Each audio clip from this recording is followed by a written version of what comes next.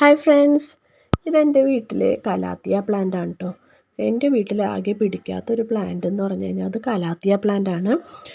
കാരണം അതിൻ്റെ ഈ ലീവ്സൊക്കെ കണ്ടോ, എന്താണെന്ന് അറിയത്തില്ല. എപ്പോഴും അതെ, ഞാൻ ഓരോ കലാത്തിയ വെക്കുമ്പോഴും അതിൻ്റെ ലീവ്സ് ഇതുപോലെ ഇങ്ങനെ കരിഞ്ഞു പോണേണ്. എന്നാൽ വെള്ളം ഒഴിച്ച് കൊടുക്കാഞ്ഞിട്ടോ വെയിലത്ത് വെച്ചിട്ടോ ഒന്നുമല്ല, എന്തോ ഒരു അസുഖമാണെന്ന് എനിക്ക് തോന്നണത്.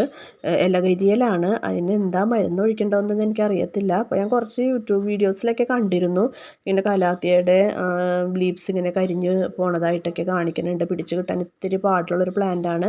അപ്പോൾ ഞാൻ ഇതിൻ്റെ ആ തണ്ട് വെച്ച് അങ്ങോട്ട് വെട്ടിക്കളഞ്ഞ് വേര് നിർത്തിയിട്ടുണ്ട്. അപ്പോൾ അതിന് കൂമ്പ് വരുമല്ലോ. പിന്നെ ഒരു ലെന്താന പ്ലാന്റ് ഒരു യെല്ലോ കളറിൽ എനിക്ക് കിട്ടിയിട്ടോ. എൻ്റെ നെയ്ബർ തന്നതാണ്. അപ്പോൾ ഞാനതിൽ കുത്തി വെച്ചേക്കണേണ്. ഇത് രണ്ടും പിടിച്ച് വരട്ടെ. അപ്പോൾ ഇത് പ്രൈം കലാത്തിയാണ്. ഇത് ആദ്യം നല്ലതുപോലെ കരിഞ്ഞു പോയൊരു പ്ലാന്റ് ആയിരുന്നു കേട്ടോ. അപ്പോൾ ഞാൻ ഇതുപോലെ തന്നെ അതിൻ്റെ തണ്ടിൻ്റെ താഴെ വെച്ച് അങ്ങോട്ട് കട്ട് ചെയ്ത് കളഞ്ഞ് വെച്ചു. അപ്പോൾ പിന്നെ വന്നതൊക്കെ നല്ല ലീവ്സ് വന്നു. പക്ഷെ എന്നാലും അതിൽ ഓരോ ഇലകൾ ഇതുപോലെ കരിഞ്ഞു പോകുന്നുണ്ട്. എന്തെങ്കിലും ഒരു അസുഖമായിരിക്കാം ഈ ലീവ്സിന് വരുന്നത്. എന്നാൽ വേറെ ചെടികൾക്കൊന്നും ഇതുപോലെ ഈ കരിച്ചിൽ കാണുന്നില്ല കേട്ടോ. ഈ കലാത്തിയ പ്ലാന്റിന് മാത്രമേ ഇതുപോലെ വരുന്നുള്ളൂ. വെള്ളം അധികം ഇതിന് ഒഴിക്കാൻ പാടില്ല എന്ന് ഞാൻ കേട്ടിട്ടുണ്ട്. പിന്നെ നല്ല വെയിലത്തും ഇത് വെക്കാൻ പാടില്ല.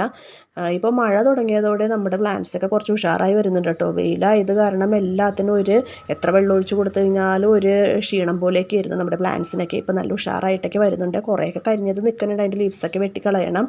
പിന്നെ എൻ്റെ കയ്യിൽ കൂടുതലായിട്ടുള്ളത് ഇതേ കലേഡിയം പ്ലാന്റ്സ് ആയിട്ട്. ഇത് ഓരോ വീടുകളിലൊക്കെ പോകുമ്പോൾ അവരുടെ കാട്ടിലും പറമ്പിലൊക്കെ നിൽക്കുന്നതൊക്കെ ഞാൻ പറിച്ചുകൊണ്ട് വന്ന് നടാറുണ്ട്. എനിക്ക് കലേഡിയം വളരെ ഇഷ്ടമുള്ളൊരു പ്ലാന്റ് ആണ്. അപ്പോൾ എല്ലാവരും എന്നെ സപ്പോർട്ട് ചെയ്തേക്കണേ.